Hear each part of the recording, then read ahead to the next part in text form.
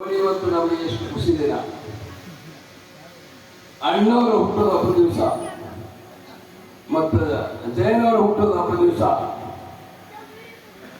ಒಂದು ಹಿರಿಯ ಕಲಾವಿದರಿಗೆ ಕರ್ನಾಟಕ ಕಣ್ಮಣಿ ಪ್ರಶಸ್ತಿ. ಆದರೆ ಅಣ್ಣವರು ಕರ್ನಾಟಕ ಕಣ್ಮಣಿ, ಆದರೆ ನಾವು ಜೊತೆ ಒಂದು ಚಿಕ್ಕ ಮಣಿ ಅಷ್ಟೇ. ಯಾಕಂದ್ರೆ ರಂಗಭೂಮಿಯಲ್ಲಿ ಅವರೇ ಮೇಲು, ಚಲನಚಿತ್ರದಲ್ಲಿ ಅವರೇ ಮೇಲು, ನಡಿ ನುಡಿಯಲ್ಲಿ ಅವರೇ ಮೇಲು. ಇನ್ನೊಂದು ಮಾತು ಹೇಳಕ್ಕೆ ಇಷ್ಟಪಡ್ತೀನಿ, ನಾನು ರಂಗಭೂಮಿಗೆ ಬಂದಿದ್ದೆ ಅಣ್ಣವ್ರ ಹೆಸರಿನಿಂದ, ಸಿನಿಮಾ ರಂಗಕ್ಕೂ ಬಂದಿದ್ದು ಅಣ್ಣವ್ರ ಹೆಸರಿಂದಾನೆ.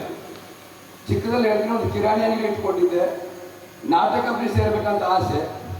ಎಲ್ಲರೂ ಹೇಳಿದ್ರು, ಯಾಕೆ ಹೋಗ್ತೇನೆ ನಾಟಕ ಕಂಪ್ನಿಗೆ, ಹುಬ್ಬಳ್ಳಿ ಧಾರವಾಡ ಭಾಷೆ ಬರುತ್ತಾ, ಬೀದರ್ ಭಾಷೆ ಅದು ಇಲ್ಲಿ ಯಾರಿಗೂ ಅರ್ಥ ಆಗಲ್ಲ ಅಂದ್ರು. ಆಮೇಲೆ ಪ್ರಜಾಮತದಲ್ಲಿ ಅಣ್ಣವರು ಲೇಖನ ಬಂದಿತ್ತು.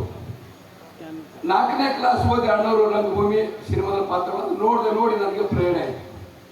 ಅಲ್ಲಿಂದ ನಾನು ಪ್ರಯತ್ನ ಮಾಡಿ ಅಲ್ಲಿಂದ ಸೀದಾ ಅದ್ರಲ್ಲಿ ಏನೈತೆ, ರಜನಿಕಾಂತ್ ಅವರ ಅಡ್ರೆಸ್ಸು, ವಿಷ್ಣುವರ್ಧನ್ ಅವರ ಅಡ್ರೆಸ್ಸು, ಅಣ್ಣವ್ರ ಅಡ್ರೆಸ್ 3 ಪ್ರಜಾಮತದಲ್ಲಿ ಯಾರು ಕೇಳಿದ್ರು ಕೊಟ್ಟಿದ್ರು. ಫಸ್ಟ್ ಬಂದು ಹೋಗಿ ನಾನು ರಜನಿಕಾಂತ್ ಅವ್ರ ಮನೆಗೆ ಹೋದೆ. ಅಕ್ಕ ಇಲ್ಲ, ಅವರು ಮಡ್ರಾಸ್ ಹೋಗಿದ್ದಾರೆ. ವಿಷ್ಣುವರ್ಧನ್ ಸಹ ಮನೆಗೆ ಹೋದೆ. ಅಷ್ಟೊತ್ತಿಗೆ ಹಿಂಗೆ ನಾನು ಹೋಗ್ತಿದ್ದೆ, ಕಾರ್ ಪಾಸ್ ಆಯ್ತು. ಸಾಯಂಕಾಲ 16 ರೂಪಾಯಿ ಮಡ್ರಾಸಿಗೆ ಅಣ್ಣವ್ರ ಮನೆಗೆ ಹೋದೆ, ಅಡ್ರೆಸ್ ಇತ್ತು. ಹೋದೆ 9:30 ಹೋದೆ. 9:30 ಯಾರಿಲ್ಲ, ಅಣ್ಣವ್ರು ಹೋಗಿದ್ರೆ ಸಾಯಂಕಾಲ ಬರ್ತಾರೆ.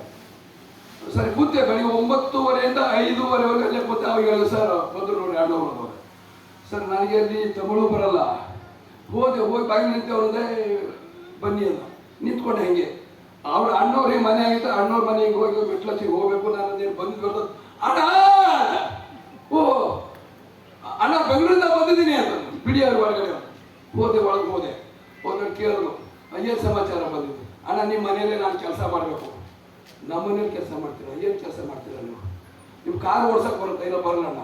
ಕೆಲಸ ಏನು ಮಾಡ್ತೀರಾ ಹೇಳಿ ನೀವು? ಅಣ್ಣ ರಂಗಭೂಮಿ ಕಲಾವಿದ ಮನೆಯಲ್ಲಿ ಕೆಲಸ ಮಾಡಬಾರ್ದು, ಪಾತ್ರ ಮಾಡ್ಬೇಕಂತ ಹೇಳಿದ್ರು. ಆವತ್ತಿನಿಂದ ಇಲ್ಲಿವರೆಗೆ ಬಂದು ಇಲ್ಲಿ ನನ್ನ ಜೀವನ ನಡೀತಾರೆ. ಇವತ್ತು ನನ್ನ ಒಂದು ಇಂಥ ದೊಡ್ಡ ವೇದಿಕೆಯಲ್ಲಿ ಕಲಾವಿದರಿಗೆ ಕರೆಸಿ ಸನ್ಮಾನ ಮಾಡಿದ್ದಕ್ಕೆ ಎಲ್ಲರಿಗೂ ನನ್ನ ಅನೇಕ ವಂದನೆಗಳು. ಜೈ ಹಿಂದ್, ಜೈ ಕರ್ನಾಟಕ.